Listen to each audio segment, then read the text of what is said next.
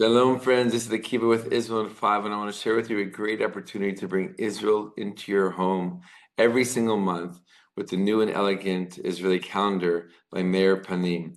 The calendar highlights Jewish and Israeli national holidays as well as American holidays and features a beautiful picture every single month from a different region of Israel, highlighting the gorgeous landscapes of the land of Israel.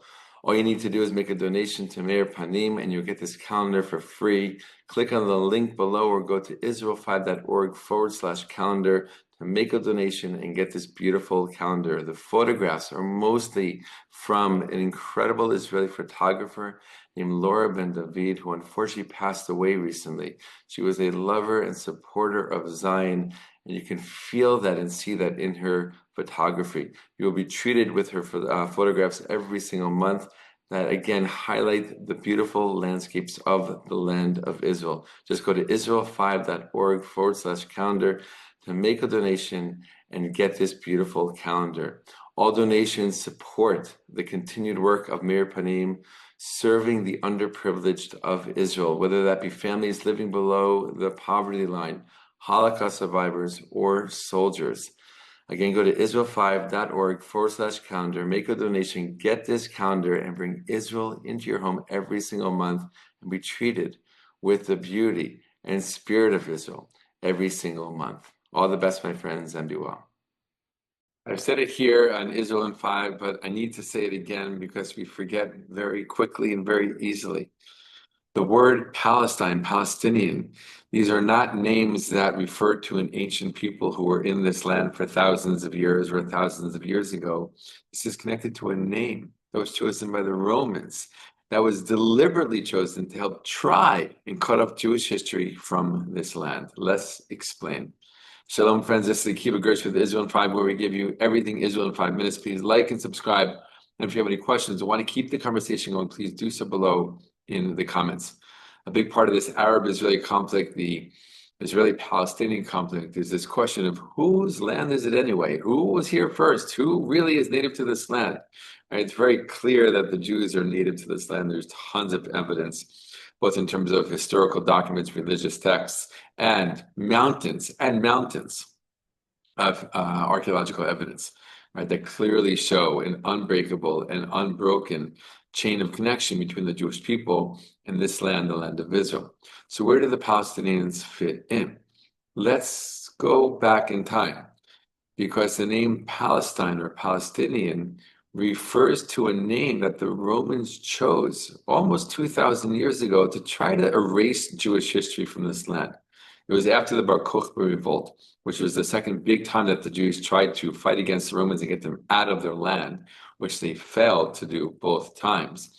And after the second time, after the Bar Kokhba revolt in the 2nd century CE, it ended around 135 CE, the Roman general leader, Hadrian, put into place a lot of laws and made lots of changes to try to really bring it to the Jews, so to speak, to really hit them really hard and to make their defeat even more painful. One of the things that he did was change the name of this land.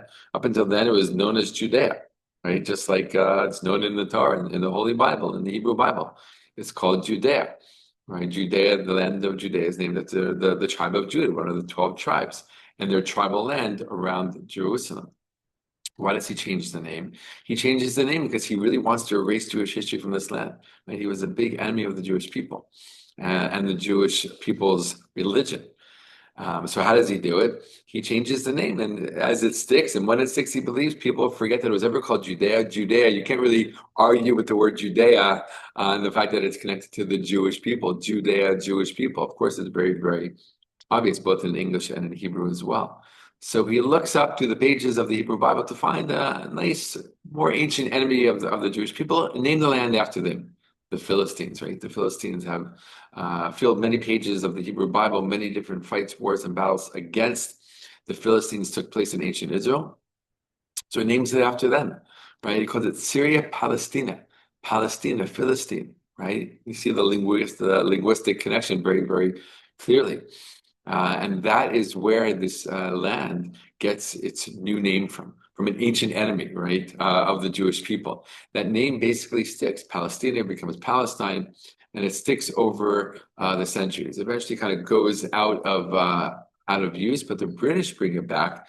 Not to say that this land belongs to a people that are called the Palestinians, because people were not using that name to call themselves. It needs to also be understood very clearly that after World War I in the early 1920s, when the mandate for Palestine was created by the League of Nations after World War I and given to the British, right? And what was that mandate all about? To help the Jewish people create a Jewish national home in this land that was being called Palestine.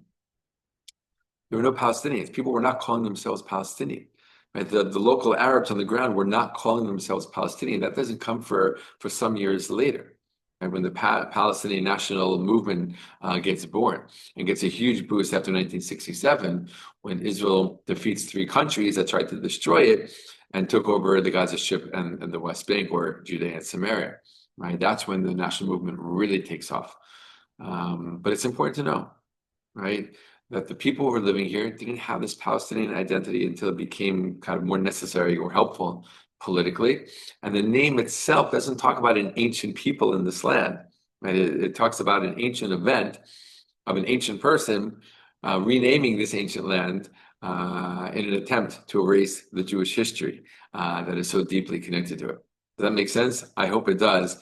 And something that's really important to know and to remember and to keep in mind as you learn more and more about this conflict, right?